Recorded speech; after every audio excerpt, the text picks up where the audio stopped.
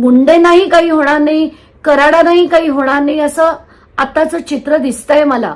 मुख्यमंत्री आणि अजित पवार हे दोघंही त्याची पाठराखण करतायत.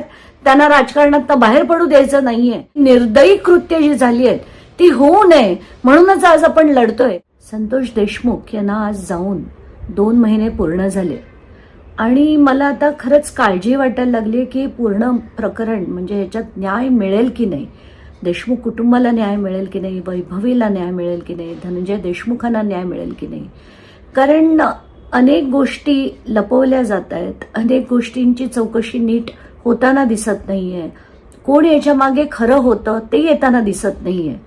कारण आपल्याला जर आठवत असेल की पहिल्याच दिवशी 9 डिसेंबरला जी स्कॉर्पिओ गाडी मिळाली होती त्याच्यात 2 मोबाईल होते आणि आपल्याला असं सांगण्यात आलं की हे डेटा रिकव्हरीसाठी फॉरेन्सिक डिपार्टमेंटमध्ये पाठवण्यात आले आहेत. तर आज 2 महिने पूर्ण झालेत. म्हणजे किती वेळ लागणार आहे या डिपार्टमेंटला चौकशी करायला आणि डेटा रिकव्हर करायला. कुठेतरी मला असं वाटतंय की तो जो मोठ्या नेत्याचं नाव म्हटलं गेलं होतं तर ते मोठा नेता एक्झॅक्टली कोण होता आणि त्याच दबावामुळे हे सगळं नीट चौकशी होत नाहीये असं मला कुठेतरी वाटायला लागलंय. दुसरी गोष्ट म्हणजे जे अवादा कंपनीकडनं जी खंडणी मागण्यात आली होती ती खंडणी शासकीय बंगल्यामध्ये म्हणजे सातपुडा येथे हा सगळा व्यवहार झाला असं सुरेश धस म्हणाले होते आणि अगदी पब्लिक मीटिंगमध्ये म्हणाले होते. सगळ्या माध्यमांनी ते दाखवलं होतं.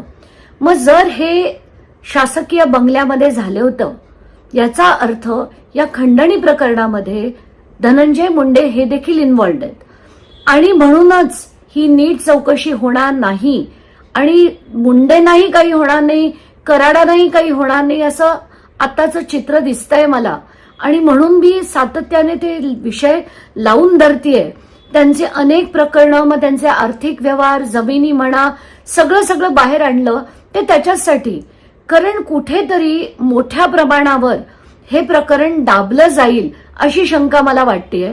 म्हणून मी आधी वाल्मी कराड आणि धनंजय मुंडे यांचे संबंध आर्थिक कसे आहेत ते दाखवले, कंपन्यांचे डिटेल्स दिले, ऑफिस ऑफ प्रॉफिट दाखवलं, कृषी घोटाळा दाखवला. कुठेतरी असं वाटतंय की मुख्यमंत्री आणि अजित पवार हे दोघंही त्याची पाठराखण करतायत. त्यांना राजकारणात बाहेर पडू द्यायचं नाहीये आणि म्हणूनच त्यांचे मित्र म्हणून त्यांना ती कारवाई करायची नाहीये. आता जनतेनी हे लावून धरायला हवंय आणि कुठल्याही प्रकारे आपण त्यांचा राजीनामा हा घेतलाच पाहिजे. त्याशिवाय न्याय होणार नाही. कारण एका सामान्य माणसाला कोणताही नेता चिरडू शकत नाही आणि अशी जी कृत्य, इतकी निर्दयी कृत्य जी झाली आहेत ती होऊ नये म्हणूनच आज आपण लढतोय आणि ते लढत राहूया की पुन्हा महाराष्ट्रात संतोष देशमुख झाला नाही पाहिजे. असं हे जे कृत्य झालं, निर्घृण कृत्य, ते परत कधी झालं नाही पाहिजे. विविध कार्यक्रमांसाठी 2000 चौरस फुटाचा AC बँक्वेट हॉल, हॉटेल चित्रा एक्झिक्युटिव्ह, लग्न समारंभ, रिसेप्शन, वाढदिवस, सेमिनार तसेच विविध बैठकींसाठी उपयुक्त असा सोलापूर शहराच्या मध्यवर्ती अशा सम्राट चौकातील हॉटेल चित्रा एक्झिक्युटिव्ह मध्ये. पत्ता 195 बुधवार पेठ, सम्राट चौक, चिडगुप्कर हॉस्पिटल समोर, सोलापूर. संपर्क 8956 03 31 00 आणि 8956 03 31 01.